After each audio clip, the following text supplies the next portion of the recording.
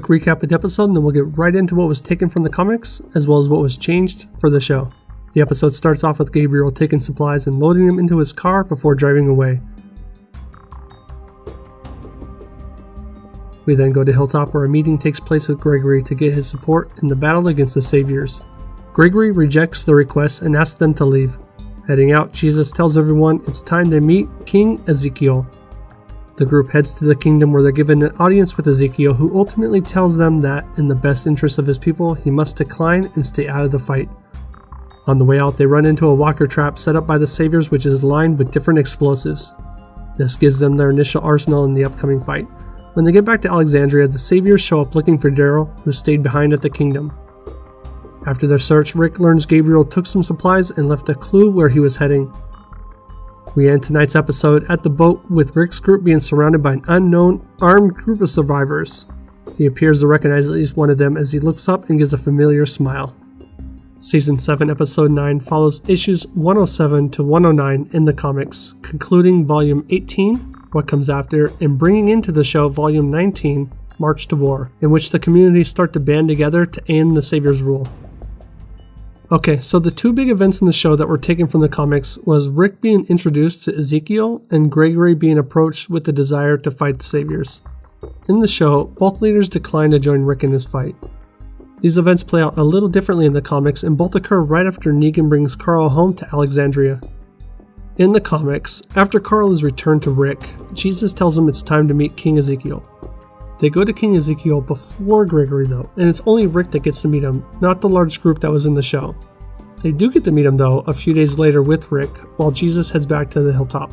During their meeting, he tells Rick that he'll happily join in the fight, saying he's wanted this for a long time, but the opportunity never came up. From Jesus telling them about the king, up to the audience with Ezekiel, there's quite a bit of dialogue from the sequence in the show that was taken directly from the comics. I think it's time I introduce you to Ezekiel. King Ezekiel. King? How much father? Well, technically we're already here. I mean, we're always here. But here we are. The hell we waiting on? Waiting for them. Who dares to trespass on the sovereign land of the... Oh, shit. Jesus, is that you? This is Rick Grimes. He's the leader of a like-minded community. These are some of his people. We would like to request an audience with King Ezekiel.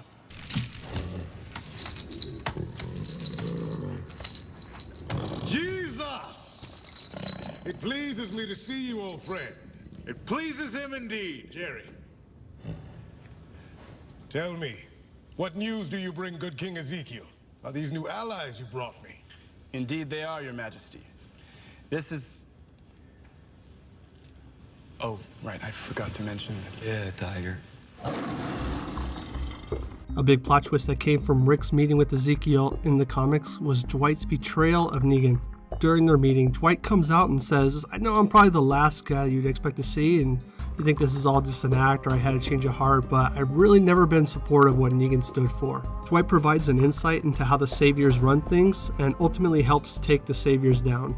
Now, the AMC version might have replaced the whole Dwight storyline in the comics with Daryl, as they seem to be using him for the same goal. In the comics though, since Dwight switched sides and only remained with Negan to act as an inside man for Rick, he ends up becoming the leader of the Saviors once the war is over and a truce is formed. It'll be interesting to see in the show if he does the same thing or if it's Daryl who ends up taking charge. My prediction is though that given his animosity with Daryl, Dwight's storyline is just going to be replaced in the AMC timeline. After Rick's initial meeting with Ezekiel, Jesus heads back to Hilltop to inform Gregory of their plans.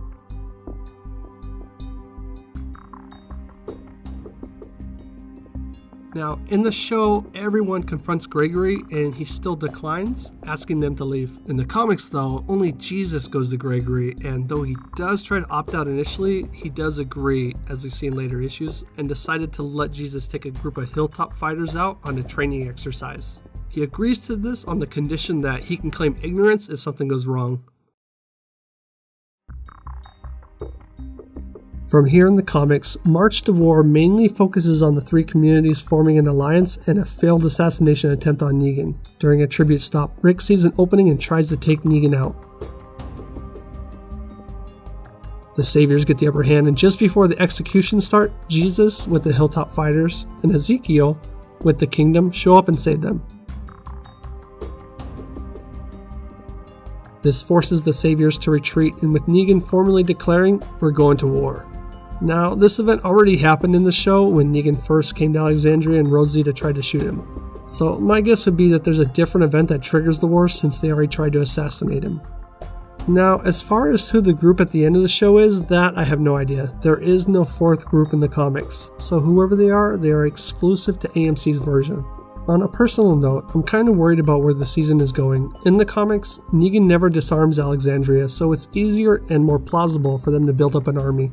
Plus, Eugene is never taken this early and ends up opening a bullet factory for the Resistance.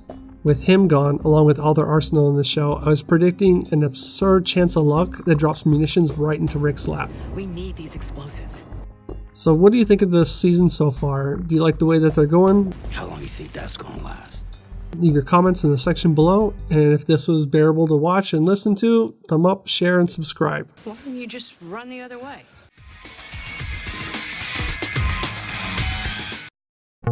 Why, hello there! If you found this video interesting, entertaining, informative, or you just want to give me a pity finger, click that like button down there. If you want to check out other videos, I'm sure there's something posted over there, or over there. If you want to take this to the next level, click that subscribe button right there.